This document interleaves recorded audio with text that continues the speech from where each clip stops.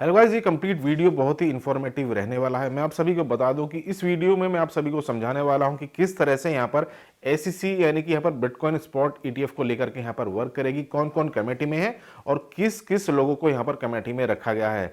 Video में last तक आप बने रहिएगा। अब दोस्तों मैं आप सभी को एक चीज़ और बता दूं कि यहाँ पर बीलव के रिगार्डिंग भी ऑलरेडी 11 तारीख को ट्विटर स्पेस पर दोस्तों यहाँ पर उमर खान यहाँ पर ट्विटर स्पेस पर मीटिंग करने वाले हैं। जिन लोगों को यहाँ पर ज्वाइन करना है तो ऑलरेडी आप वहाँ पर ज्वाइन कर सकते हैं। लिंक आपको मेरे टेलीग्राम चैनल पर देखने को मिल जाएगा, इसीलिए आपको यहाँ पर मेरा टेलीग्राम और ट्विटर आपको जरूर ज्वाइन कर लेना चाहिए।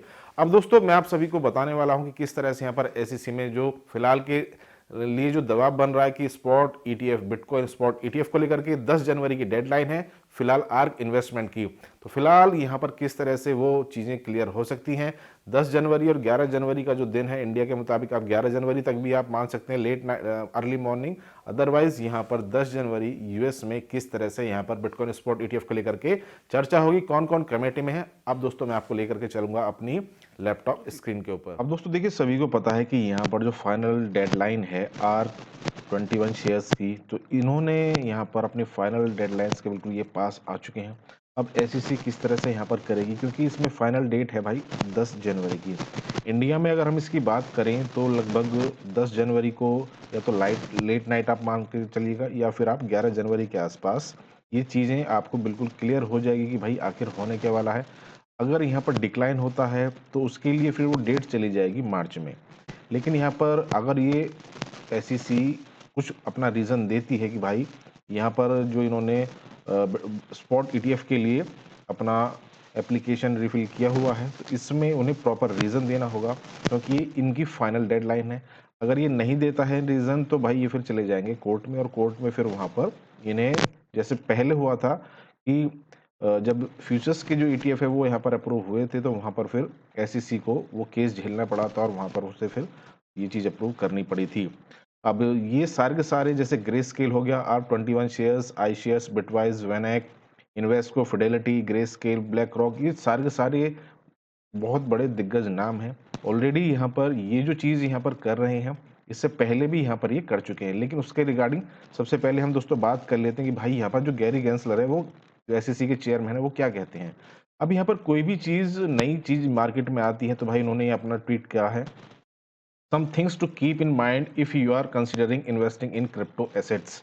ये 8 जनवरी की दोस्तों ये इन्होंने जो ट्वीट है वो अपना लिखा है कि भाई आप क्रिप्टो एसेट में तो आ रहे हैं लेकिन आप यहाँ पर सोच समझ करके आइएगा।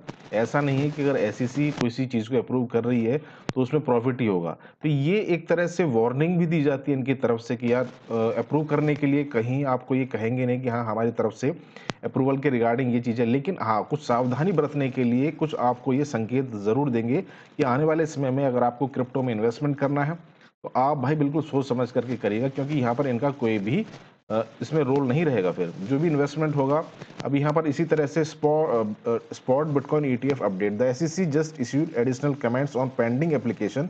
इन्होंने S1S फॉर्म को भरने के लिए भाई कहा था।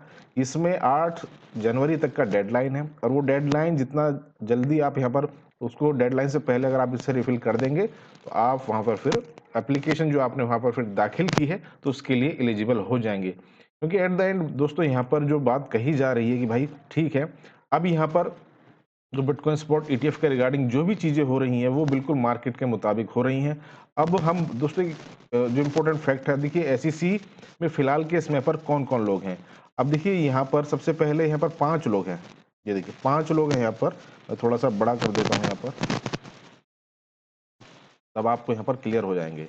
गैरी गेंसलर हैं जो इसके चेयरमैन हैं, ये आपको दिख रहे होंगे। ये यहाँ पर 5 साल के लिए नियुक्त हुए हैं 2021 से लेकर के 2026 तक, जो कि यहाँ पर चेयरमैन है।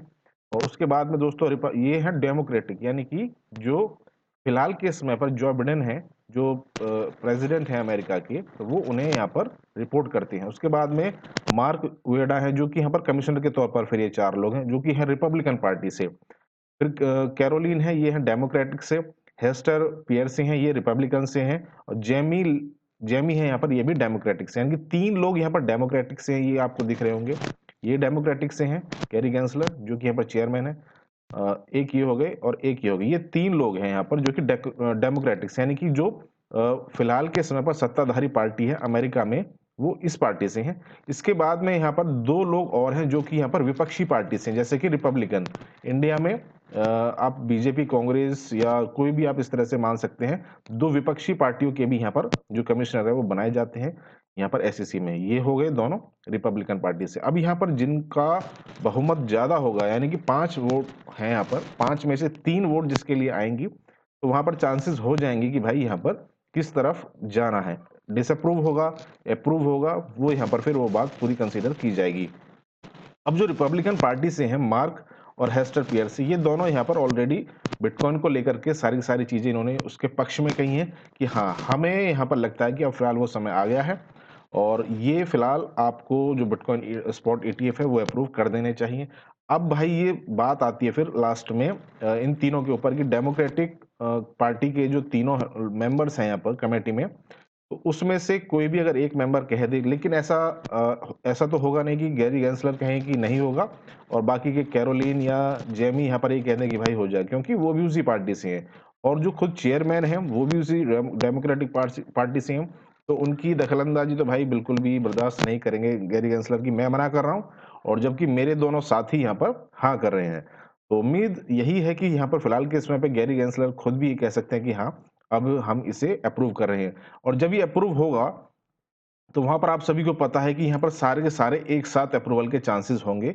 जितने भी यहाँ पर स्पॉट ईटीएफ के रिगार्डिंग एप्लीकेशंस आई हैं, तो वहाँ सारे के सारे अप्रूव होने के चांसेस ज़्यादा हैं, क्योंकि ये जो चीज़ें फिलहाल के समय पर चल रही हैं, आप सभी को पता होगा कि पहले भी इस अप्रूवल के लिए यहाँ पर एप्लीकेशन दाखिल की गई थी 2018-19 में, लेकिन उस समय पर यहाँ पर जो रीज़न दिया गया था कि फिलहाल के समय पर जो बिटकॉइन की मार्केट है वो यहाँ पर उतनी उस समय पर जो डोनाल्ड ट्रंप थे और उन्होंने यही रीज़न दिया था कि फिलहाल के समय पर जो मार्केट है वो काफ़ी ज़्यादा वॉलेटाइल है और यहाँ पर अभी फिलहाल के समय पर आपको रुकने की ज़रूरत है। तो ये उस समय पर रीज़न दिया गया था।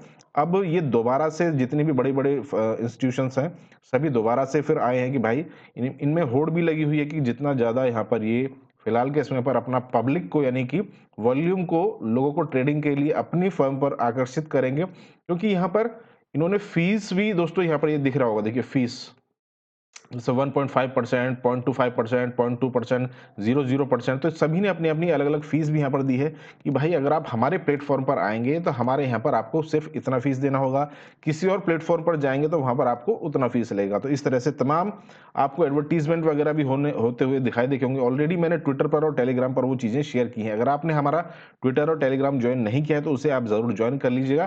ट्विटर पर आपको डे बाई डे जितनी भी अपडेट्स होती हैं वो टाइम टू टाइम अपडेट मिलती रहेंगी। तो फिलहाल के समय पर दोस्तों 10 तारीख में लेट नाइट आप मान सकते हैं या फिर 11 तारीख को मॉर्निंग में हमें ये चीज़ अप्रूव होते हुए दिख सकती है। अब ये कितनी जल्दी भाई अप्रूव होता है, अगर अप्रूव होता है तो यहाँ पर काफ़ी बड़ा बुलिश मोमेंटम होगा, क्योंकि जितने बड़े-बड़े फर्म्स हैं, इंस्टीट्यूशंस हैं, ये ऑलरेडी बहुत बड़ा वॉल्यूम, बहुत बड़ा पैसा लेकर के ऑलरेडी बैठे हैं। ब्लैक रॉक जैसी कंपनी ऑलरेडी 2 बिलियन यानी 15 से 16 हज़ार करोड़ रुपए का दोस्तों यहाँ पर लेकर के बैठेगी। जैसे अब अप्रूव होगा तो वहाँ पर उसमें फिर मार्केट में खेला जाए। तो इस तरह से जितने भी यहाँ पर और इनके अलावा और भी बहुत छोटी-मोटी और भी जितने भी इंस्टीट्यूशंस हैं, वो भी यहाँ पर लाइन में फिर आ जाएँगे कि यार इस तरह से फिर हम भी उसी रेस में चलेंगे। तो ये फिलहाल के समय पर एक कंक्लूजन निकल कर के आ रहा है अगर अप्रूवल के लिए होता है। अगर डिसअप्रूव होता है तो मार्केट में एक डंप देखने को मिलेगा, जो कि अगर अफ़वाह आती है तो 42,000 पर बिटकॉइन जाएगा, क्योंकि फिलहाल के समय पर 46,700 के आसपास में बीटीसी चल रहा है।